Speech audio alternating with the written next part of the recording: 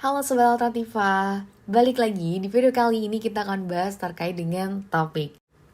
Materi ini melanjutkan ya dari pembahasan video sebelumnya terkait dengan tema. Nah, sekedar mengingatkan buat teman-teman, kemarin kita sudah bahas terkait dengan tema. Dan ingat, kita ada 2 lagi terkait dengan topik dan juga judul. Nah, semakin ke bawah itu semakin spesifik. Kemarin tema sudah, selanjutnya kita akan bahas terkait dengan topik.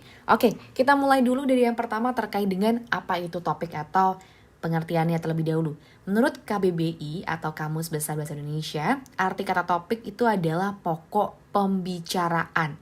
Nah, pembicaraan itu sebenarnya apa sih?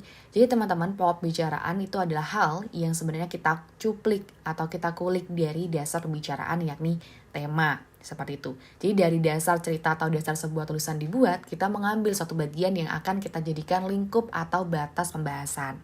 Itu. Lalu teman-teman, salah satu ciri utama topik itu adalah bersifat umum. Tidak lebih umum daripada tema, tetapi belum juga terlalu mendetail seperti judul ya, karena dia posisinya ada di tengah-tengah ya. Masih ingat 3 sertifikasi yang kita buat kemarin. Oke, itu dari topik sendiri. Selanjutnya kita akan coba untuk membahas terkait dengan fungsi topik. Nah, fungsi topik di sini aku bagi jadi 4 teman-teman. Yang pertama, untuk menentukan landasan yang dapat digunakan oleh seorang penulis. Maksudnya di sini teman-teman, hal ini itu untuk mengembangkan ide secara terarah, sehingga penulis itu tahu arah dan batasan apa yang akan dibahasnya di dalam teks tersebut. Seperti itu. Lalu teman-teman yang kedua itu untuk menyampaikan maksud tulisan, tentu agar tulisan juga mudah dipahami oleh si pembaca. Yang ketiga menjiwai seluruh bahasan yaitu keseluruhan isi.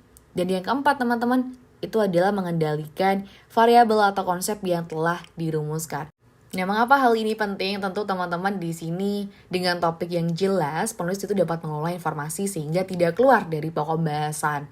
Nah, ini juga membantu penulis untuk menghindari topik yang tidak relevan tentunya.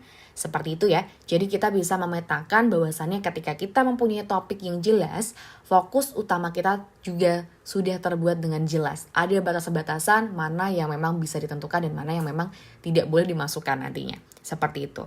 Nah, selanjutnya teman-teman, gak afdol kalau kita nggak latihan soal. Jadi seperti biasa kita akan coba untuk menguji pemahaman teman-teman.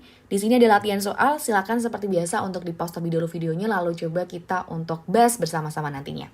Oke? Baik, mari kita coba untuk masuk ke dalam soalnya ya teman-teman. Di sini kita melihat ada pertanyaan topik bacaan di atas adalah.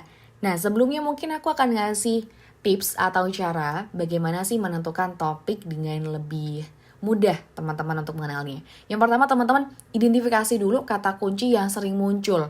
Karena dari kata atau frase yang sering muncul itu bisa menjadi rujukan atau acuan kita untuk mencari. Dan yang kedua, tentu perhatikan kalimat utamanya atau gagasan utamanya. Ini penting untuk kita mengetahui apa sih sebenarnya pembahasannya, begitu ya.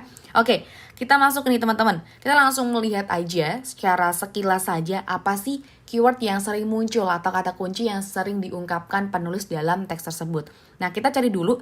Di sini ada ya teman-teman ya. Ada bagian kalimat oleh karena itu. Nah, di sini itu adalah kalimat utamanya. Ada di bagian tengah-tengah. Ada kata kunci pakaian yang mudah menyerap keringat. Ketika kita coba lihat, ternyata di kalimat-kalimat sebelumnya dan kalimat setelahnya itu juga mengulang hal yang sama. Ada frasa pakaian yang mudah menyerap keringat itu disampaikan berulang kali. Nah, ini adalah mudahnya kita mencari topik ya teman-teman.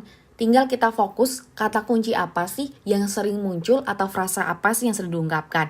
Nah, kalau kita bisa identifikasi, frasa pakaian yang mudah menyerap keringat itulah kata kunci yang sering muncul atau sering diungkapkan oleh si penulis.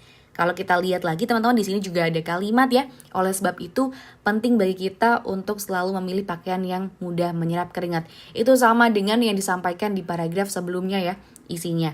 Nah, tinggal deh kita mencari mana sih opsi yang membahas ada frasa ini. Kalau kita lihat teman-teman di opsi yang A, ini udah dapat banget ya, yakni pakaian yang mudah menyerap keringat. Ini disampaikan sesuai dengan kata kunci yang sering muncul di dalam teks tersebut, ya. Lalu kalau yang B tidak menyerap keringat itu tidak ya. Lalu opsi yang C, pakaian yang basah, ini digunakan hanya sebagai ilustrasi masalah ya, jika terjadi kita tidak memakai pakaian yang bisa menyerap keringat. Lalu yang D, pakaian katun, Ini sebagai contoh saja dari jenis pakaian yang mudah menyerap keringat dan bukan fokus utamanya. Seperti itu ya teman-teman ya. Nah, kalau kita melihat mana sih opsi yang paling tepat? Opsi yang A, yakni pakaian yang mudah menyerap keringat. Oke, segitu dulu video kali ini. See you di next video.